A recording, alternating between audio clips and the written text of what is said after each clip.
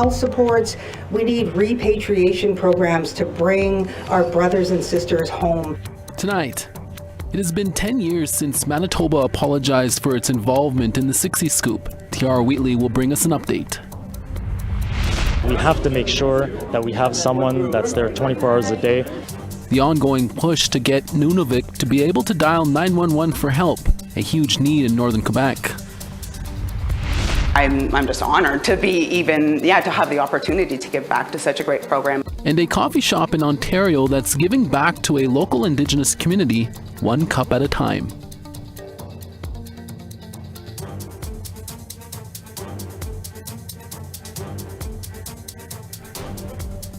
Good evening, I'm Chris Nashkate. Welcome to APTN National News. Thank you for joining us. 60 Scoop survivors gathered in Winnipeg today to rally together and push for more resources. All of this comes as it's now been 10 years since they got a formal apology from the Manitoba government for its involvement in the 60 Scoop. With more, here's APTN's Tiara Wheatley. An apology on its own is not enough. Colleen Rajat is among 60 Scoop survivors gathered at a special event dedicated to the issue. On this day 10 years ago, then Premier Greg Selinger stood in the Manitoba legislature. Today, as Premier, I would like to apologize on behalf of the province of Manitoba for the 60 Scoop.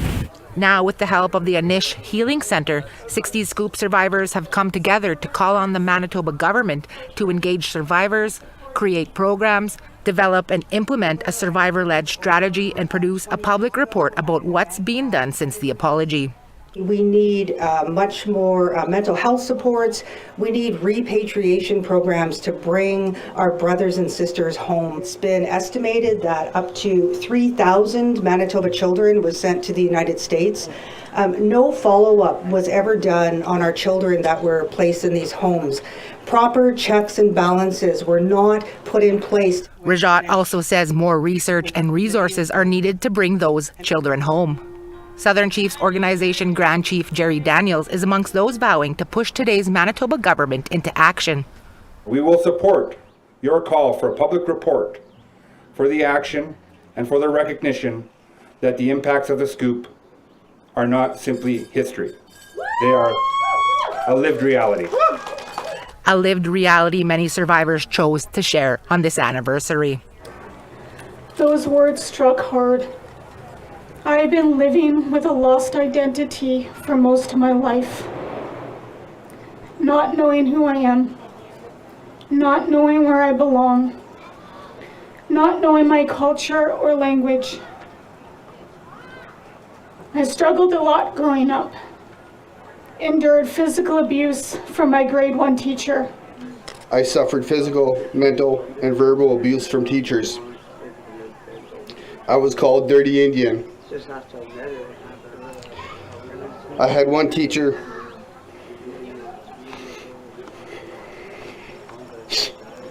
who made me eat my lunch on the floor because I wasn't good enough to eat it at my desk. Lorraine Sinclair is one of 11 siblings taken during the 60 Scoop. They never got to meet their mother. Today, all we have is a GPS course of where our mother was buried and how we had to go about to phone a funeral home, not knowing her birthday. We knew her first and her last name, we thought. We didn't know her middle name. We didn't even know her the day she died. And they asked me, why don't you guys know this? I said, because we're 60 Scoop survivors. We've never met our mother. Stories that are still coming out all these years later. In an emailed statement, Families Minister Nahani Fontaine acknowledged the pain caused by the 60s. She said her government has dedicated a staff member for 60 Scoop survivors and that she meets regularly with survivors to hear their recommendations. However, no mention as to whether a report on the matter would be forthcoming. Tiara Wheatley, APTN National News, Winnipeg. A new report on race and ethnicity data in Manitoba emergency rooms has revealed several disparities between Indigenous and non-Indigenous patients. The report is based on data collected in Manitoba hospitals over the last 2 years and seen as a way to reduce systemic racism within the healthcare system. Indigenous patients accounted for 36.9% of emergency department visits between May of 2023 and September of 2024, despite representing just 18.5% of Manitoba's total population. They are also the most likely to wait longer to receive care and leave the emergency department without being seen by a physician. The report also shows that Indigenous patients have similar triage scores to white patients, which the report states counters against the common stereotype of Indigenous people using the emergency departments inappropriately. Lead researcher Dr. Marcia Anderson says these stereotypes impact how patients are assessed. There are some well-known stereotypes that interfere with how some people are assessed compared to others. I had mentioned the stereotype about Indigenous people being frequent flyers, the stereotypes around substance use and how that can interfere with it. One that's common for African and or Black people, which even as recently as 5 years ago, a study of medical students showed that many medical students still believe that African and or Black people experience less pain. And so stereotypes like that really impact how people are assessed and how they may be triaged. The wildfires across Manitoba have impacted thousands of lives due to destruction, displacement, and a level of uncertainty. A crisis like this can impact evacuees in various ways, including their physical and mental well-being. That's why a health benefits provider in Manitoba is now offering complimentary support. Not-for-profit organization Manitoba Blue Cross is providing free counseling and virtual care services to Manitobans evacuated due to wildfires. Those eligible can access up to 3 counseling sessions, in person or virtual, and connection to a 24/7 mental health professional. Evacuees can also access medical support online or over the phone for physical issues like infections or rashes with a partner go-to doctor. And in partnership with Sleep in Heavenly Peace Winnipeg, Manitoba Blue Cross will also be sending 50 mattresses and bedding packages to northern Manitoba so those without beds can have some comfort. We are here to support all Manitobans, and we recognize how disruptive this evacuation has been for many Manitoba communities. So for us, it was about how can we be helpful and how can we be helpful quickly? These are things that we already had available. We offer robust mental health services through our employee assistance program, and as the leader, it was an easy decision for me to say, let's leverage those as we have in similar circumstances in the past to make sure that people can access good mental health services quickly. And for more information, visit the website at mb.bluecross.ca/wildfire support or call toll free at 1-800-590-5553. In Nunavik, in northern Quebec, you can't call 911. This is a result of a lack of infrastructure, but a pilot project that launched in 2023 is hoping to allow for quicker emergency response times. The project has just been a permanent initiative with funding from the Quebec government. It's run in a suburb just outside of Montreal. Our APTN reporter Savannah Craig looks into why the call center is opening near Montreal and not in Nunavik. Currently, the 911 is not available in Nunavik. But Inuit in communities across Quebec's northern region, Nunavik, will soon be able to dial an emergency number. The town of Saint-Eustache, a suburb of Montreal, is hosting a call center to respond to emergency calls from Nunavik's northern villages. Our goal at the Nunavik Police Service is to offer the same level of service that we see in any other police service in Quebec. Nunavik Police Deputy Chief Sean Longstreet says they looked at opening the center in Cree Nation, Iqaluit, and Nunavik, but there was not enough qualified people to answer Nunavik's calls. With all the recruitment issues that we're already facing across all of the jobs in Nunavik, we have to make sure that we have someone that's there 24 hours a day answering the calls. He said the emergency service is now available in Iqaluit, Kuujjuarapik, Inujuak, Pavernatik, and Umuak. Longstreet says 2 more communities will be added in the coming weeks and will eventually expand to all 14 by the end of 2029. It's more than a job, it's an investment. More than $4 million in funding is being provided by the Government of Quebec to expand a pilot project that was launched in 2023 to respond to emergency calls in the north. The reason why we're here today is because of an unfortunate incident. Longstreet says this began in response to an officer who was shot and killed in Kuujjuaq in 2013. It's the death of our police officer, Steve Derry. A friend of mine, actually, I went to the police academy with him. He says this death resulted in a call for police officers in Nunavik to no longer answer emergency calls and only respond to them. There are currently no emergency phone responders employed who speak Inuktitut, but Longstreet hopes this will change. We are working with KI, the school board, to try to find individuals that want to apply and do the job. Community members will not dial 911, but with an emergency number that is different community to community. Longstreet told APTN News that this is because the infrastructure is operated by Bell Canada and does not support 911 technology in Nunavik. The emergency number for each community can be found on the website for the Nunavik Police Service. Savannah Craig, APTN National News, Saint Eustache, Quebec. Veronica Blackhawk is back for part 3 of her Indigenous identity and music series titled Face Value. That story when we come back.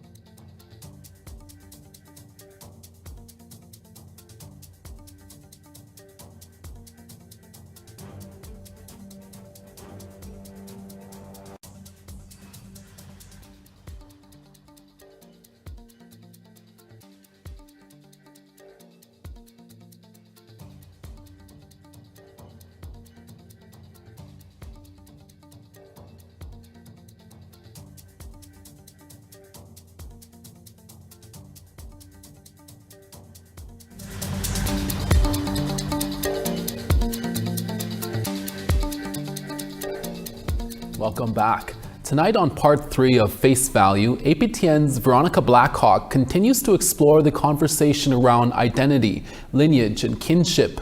For one Métis musician, it's been an uncomfortable process to reclaim a place in the Indigenous music community amid accusations of not being real, but it has since inspired a healing journey, not just for her, but for other musicians in the industry.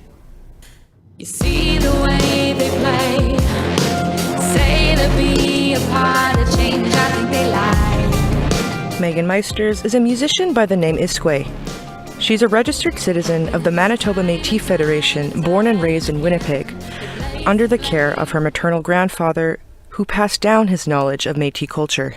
I witnessed him feel or express pride in his culture and then also shame. I saw both of those sides of him, right? And that sat with me more than anything, because I could see the hurt that he had experienced and the pride that he felt seeing me be proud. It was something that actually was a generational change, right? Because between my grandfather's generation and my mother's generation, there wasn't as much connection for my mom. We ask Megan where she stands with the Indigenous music community currently.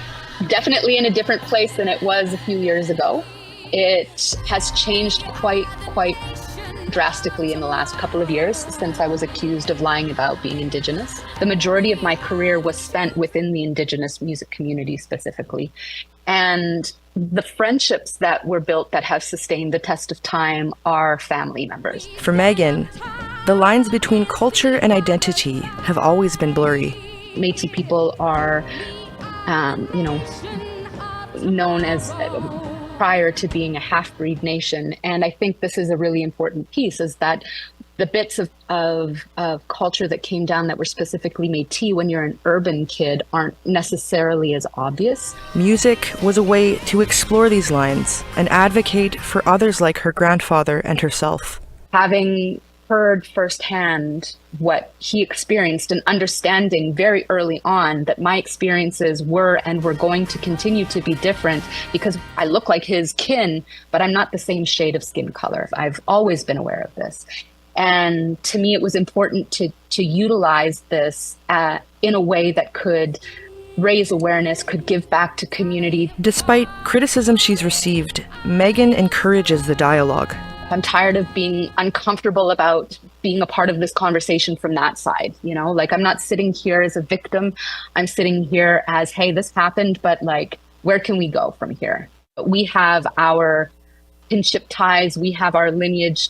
We have all of these things that are passed down from generation, and that makes me a part of my community. Megan wishes to see these discussions held in a safer way moving forward. We can't be expected to know everything about each other. So why don't we find a way to, learn from a place of welcoming again, instead of, trying to just pluck people out far too easily? How do we mend things inter-community, right? Because the thing is that I've been learning more and more is I know nothing. Megan holds a valid Manitoba Métis Federation card, but she still faces backlash as Indigenous fraud claims resurface online. Throughout the ordeal, Megan's learned the importance of accountability when it comes to questions about community claims. She continues to share her story in hopes that others with complex and mixed identity aren't discouraged from building community connections in the future. Veronica Blackhawk, APTN National News. Thank you for that story, Veronica. A coffee shop in Ontario is giving back to its local Indigenous community. That story when we're back after the break. Stay with us.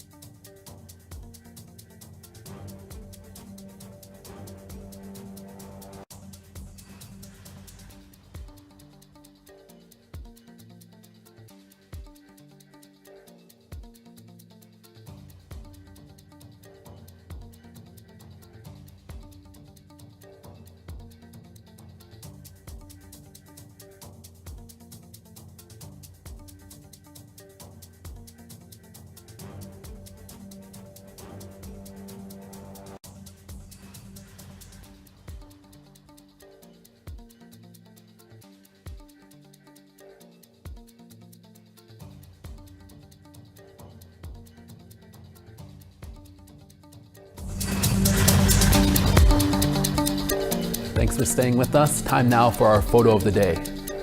Todd Spence submitted this beautiful sunset from Peewinuk, Ontario. A big thank you to Todd for sending in that pic and sharing it with all of us. If you would like to be featured as our next photo of the day, send us your pictures to share at aptn.ca and be sure to tell us all you can about your picture.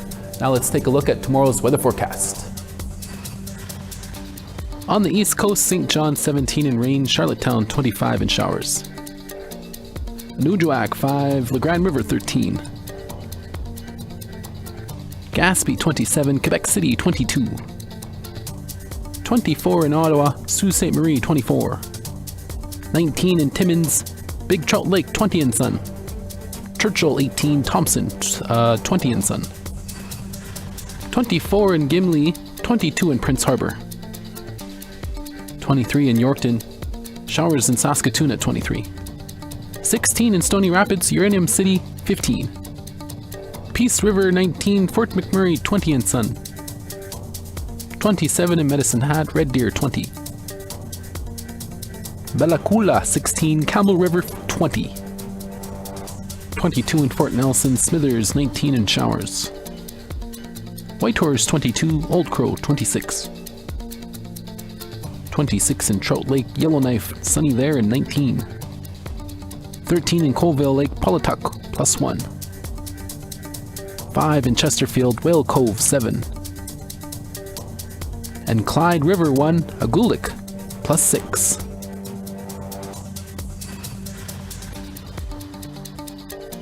A campaign to support language and culture in the Mohawk community of Tyendinaga is underway one cup at a time.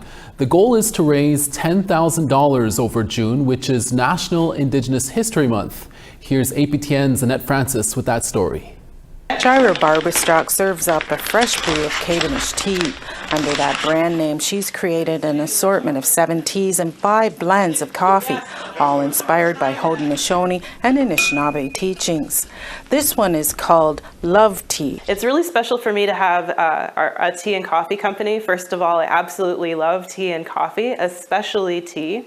And for me, it's an opportunity to be able to share something that I love with other people. Cavendish celebrated its 3rd year in existence this spring.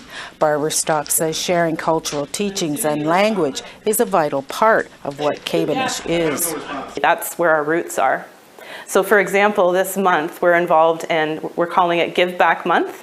And during Give Back Month, we're doing $2 off for every tea and coffee. That's our give back to people that have been following us and buying from us. And for every coffee and tea that's sold, we're actually donating $2 to TTO. So our goal is to raise $10,000.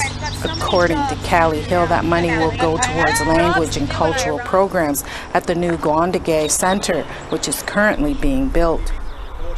Every contribution is meaningful to us in whatever way it is and at whatever amount. Maybe it's not even monetary. Maybe it's, coming to help volunteer to do something. I've always said, I will continue to say, this is a community building, and I really want our community to know and to feel that. Some local businesses are on board to help raise funds too. 3 Nations traders will also donate $2 for every Cavendish product sold from their shelves. Amy Smart says it's an important gesture. Just brings more of that sustainability, the food sovereignty, and it also brings that economic development, or keeps it within the community. I think it's important for many of our businesses to, support the local community and ventures. Melissa Brett is the Tyendinaga Mohawk artist who designed the Cavendish packaging. She also supports language and cultural programs at the new center. That's why she's stocking her shelves with Cavendish at the Sacred Circle. I'm just honored to be to have the opportunity to give back to such a great program. I think our language and our culture should be absolutely available, and I'm super excited for the whole project to be done. And Barberstock says those interested can purchase online. And for anyone that's outside of Tyendinaga, they can buy tea and coffee through proudlyindigenous.com. So far, Barberstock is short of her goal, but will extend the deadline into July. Meanwhile, the new center is slated to open by this December. Annette Francis, APTN National News, Tyendinaga, Mohawk Territory. Earlier this month in Winnipeg, a pair of community groups teamed up for a Circle of Unity gathering. It was all for families to come together with one another, plus share the old ways and be united as one. Dylan Cloud reports. The way it is in our traditional ways is that we like to start every gathering and ceremony in a good way. So whether that be, smudging, drumming, pipe ceremonies. You can change your life. Better choices help. Quentin Bird is living proof of that. Quentin was in and out of jail for many years before he started volunteering Spirit Horse, a group to mentor youth and other people who want change. He stayed committed to Spirit Horse, and over time, volunteering turned into a full-time job. It means bringing our community folks together and showing love and initiative of other people and collaborating together as a community. Kara Elric is with Community 204. She worked alongside Quentin to organize this event, along with other members of a handful of other community organizations. Get to see people having fun, nice cold refreshments, get to be here with the family and just enjoy the day. Like, we've been having a hard time, like our houses went up in fire like 3 days ago and it's been tough, and I'm just happy we're out here with the kids and having a good time. James Brass is one of those people who showed up to enjoy the moment. So is Vern Cook, also known as Coot. Just the people, and to see their faces light up when they get an idea that, yeah, I could go do that, or I could go do this, And yes, saying no to drugs or alcohol is important, right, for our nations. However, for them to have hope, that's everything right there. Kara and I were tasked to put this event together in partnership with, Community Helpers United, Native Clan, Community 204, Spirit Horse, Rotary Club. So if there's anybody I missed, I love you. By all accounts, this year's event was a resounding success, which brings up the possibility of another round next year. For APTN National News, I'm Dylan Cloud in Winnipeg. Great job, Dylan. And that's your evening newscast for this Wednesday, June 18th. We're back again for your daytime newscast tomorrow. Please join us then.